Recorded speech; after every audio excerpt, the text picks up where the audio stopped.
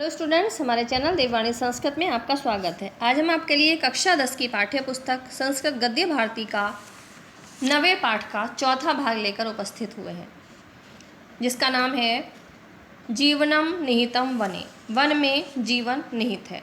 मनुष्यों से वनों का संबंध अनादिकाल से जुड़ा हुआ है। हमारे भौतिक और सांस्कृतिक विकास में वनों की एक अहम भूमिका रही है। वनों की अनुपस्थिति में जीवन की कल्पना करना असंभव है। हमारे पूर्वज इन वनों का पुत्रवत पालन करते थे। वृक्षों का लगाना, उन्हें पोषित करना कर्तव्य माना जाता था। आज भी हमारा कर्तव्य बनता है कि प्रत्येक मनुष्य अपने जीवन में एक पौधा अवश्य लगाए और उसको देखभाल करे। केवल पुराना वृक्ष ही हमें काटना चाहिए और उस पुराने वृक्ष को काटने से पहले भी दुगने वृक्ष लगा देने चाहिए। हमारे जीवन में वनों का बहुत अधिक महत्व है।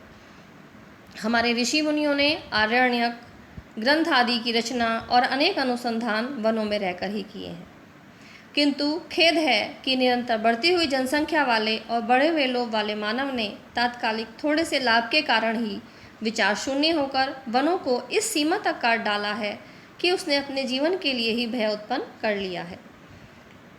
आज भारत देश में केवल 11% भूभाग ही वनों से ढका हुआ है। उसमें भी अच्छे वन तो केवल 1/4% ही है। आज यह खुशी की बात है कि विश्व के सभी देशों ने वनों की रक्षा के लिए प्रयत्न किए जा रहे हैं। भारत सरकार ने भी इसके लिए लोगों को जागरूक करने के लिए आंदोलन चला रखा है। वनों से हमें अनेक प्रकार की सामग्री प्राप्त होती है जो हमारे जीवन के लिए अत्यंत उपयोगी है। और वनों की सबसे बड़ी देन तो प्रदूषण को नियंत्रित करके वातावरण को शुद्ध रखना है और हमें प्राणदायी वायु ऑक्सीजन देना है। तो आइए देखते हैं कि हमने पहले कहाँ तक पढ़ लिया था और अब हमें कहाँ से पढ़ना आरंभ करना है।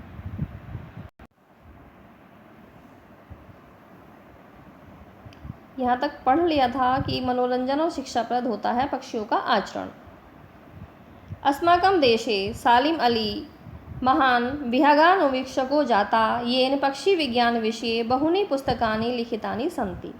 अस्माकं हमारे देश में सालिम अली नाम के महान विहग अनुवीक्षकों, महान विहग यानी पक्षी, अनुवीक्षकों विज्ञानी, महान पक्षी विज्ञानी जातो हुए हैं ये जिन्होंने पक्षी विज्ञान विषय, पक्षियों के विज्ञान के विषय में बहुत सी पुस्तकें लिखितानी संति लिखी हैं। हमारे देश में सालिम अली नाम के महान पक्षी विज्ञानी हुए हैं जिन्होंने पक्षी विज्ञान के विषय में अनेक पुस्तकें लिखी हैं। हरियाणा प्रदेशे राजस्थाने च निवसन्तो विष्णोई संप्रदायस्य पुरुषा वनानां पक्षिणां च रक्षणे स्वप्राणानपि त्रणाय मन्यते। हरियाणा प्रदेशे राजस्थाने च, हरियाणा प्रदेश और राजस्थान में निवसन्तो निवास करने वाले विष्णोई संप्रदाय के पुरुष वनानां पक्षिणां च, वनों और पक्षियों के रक्षा करने में स्वे प्राणान अपि, अपने प्राणों को भी त्रणाय मन्यते, तिनके के समान तुच्छ मानते हैं।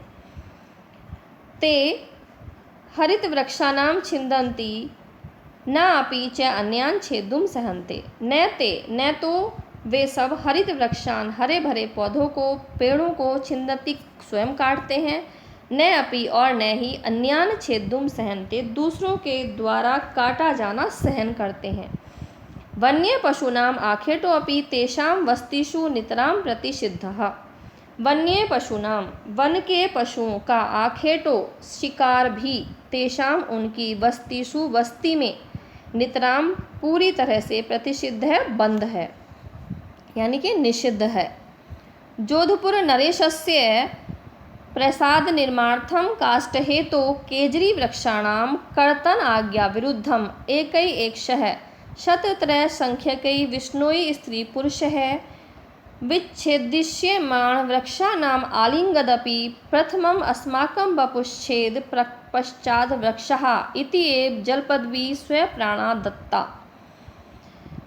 जोधपुर नरेश के प्रसाद निर्माणार्थम, प्रसाद यानी महल के, निर्माण के लिए, काष्ठ हेतु लकड़ी के लिए, केजरी वृक्षाणाम केसरी वृक्षों की कर्तन काटने की आज्ञा विरुद्धम, आज्ञा के विरुद्ध एक एक करके शतत्रय 300 की संख्या में विश्नोई समाज के स्त्री पुरुष है, स्त्री पुरुषों ने विच्छेदिष्यमाण है, काटे जाते हुए वृक्षानाम आलिंगदपि, वृक्षों का आलिंगन करते हुए, प्रथमम अस्माकम, पहले हमारे, वपुः छेदम, शरीर को काटो, पश्चात इसके बाद, वृक्षः, वृक्षों को, इति एव जलपद भी, इस प्रकार कहते हुए, स्वयं प्राणा दत्ता, अपने प्राण दे दिए, इति, इस प्रकार, तो जगती, संसार में, विश्रुतम, प्रसिद्ध है, कि यह बात संसार में प्रसिद्ध है, और नामांकनम पुरस्सरम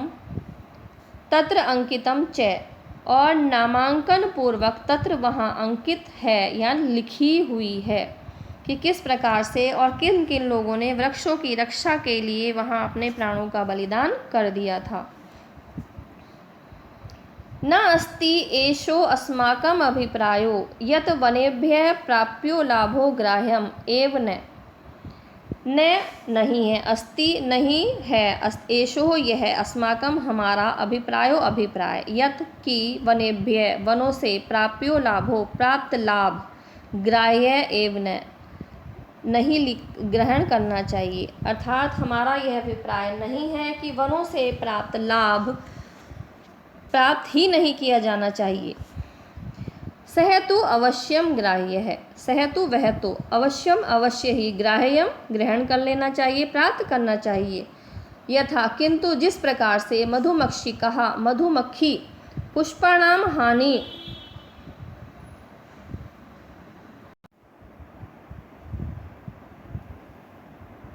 यथा मधुमक्षी का पुष्पाणाम हानि विना एव, जिस प्रकार से मधुमक्षी का मधुमक्खी, पुष्पाणाम हानि, पुष्पों को हानि, बिना ही, मधु नयति, मधु लेती है, शहद लेती है, तथा उसी प्रकार भवन निर्माणाय, भवन निर्माण के लिए, अन्य कारणात् वा, अथवा अन्य कारणों के लिए, काष्टम काम्यत एव, लकड़ी की इच्छा रखने के लिए, किंतु पुरातना एव वृक्षा योजना निर्माय कर्तनीया, पुराने वृक्षों की को ही काटा जाना चाहिए, न नूतना, नए वृक्षों को नहीं, अर्थात योजना बनाकर पुराने वृक्ष ही काटे जाने चाहिए, नए नहीं।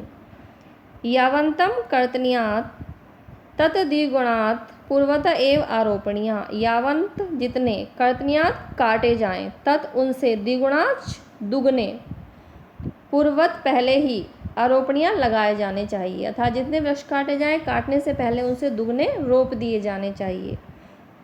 ग्रहाणाम प्रांगणेषु, केन्द्राणाम सीमसु, पर्वतानाम उपत्यकासु, मार्गान उभयतः, क्रीडा क्षेत्राणि परितश्च, यत्रापि यावत् अपि स्थले विद्यते, तत्र यथानुकूल्यं विविधा वृक्षारोपणीया।